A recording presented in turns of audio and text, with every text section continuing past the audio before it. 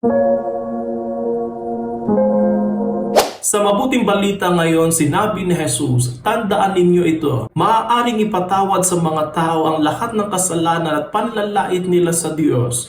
Ngunit ang sino mang lumait sa Espiritu Santo ay hindi mapapatawad ang kanyang kasalanan na hindi mapapawi kailanman. Sinabi ito ni Jesus sapagkat siya'y inakusahan ng ilan na inaalihan ng masamang spiritu. Ipinapakita ni Jesus na mayroong isang uri ng kasalanan na hindi mapapatawad, ang paglait sa Espiritu Santo. Ang Espiritu Santo ang nagpapakilala kay Jesus sa ating buhay. Siya ang nagtuturo sa atin ng katotohanan. Siya ang gumagabay sa atin at siya ang nag-uugnay sa atin sa Diyos. Kung patuloy tayong magmamatigas at tatanggi sa kanyang patuloy na tawag at paggabay, tinatanggihan natin ang pagkakataon ng pagpapatawad at kaligtasan na ipinagkakaloob ng Diyos. Sa madaling salita, kapag hindi natin tinanggap ang Espiritu Santo sa ating buhay, ipinapakita natin ang ating matigas na puso at pagsuway sa Diyos. Ang paglait sa Espiritu Santo ay pagtanggi sa kanyang pagkilos at presensya sa ating buhay. Paanyaya ni Jesus sa atin na buksan ang ating mga puso sa Espiritu Santo at tanggapin ang kanyang pagkilos at pananahan sa ating buhay upang maranasan natin ang tunay na pagpapatawad at kaligtasan na nagmumula sa Diyos.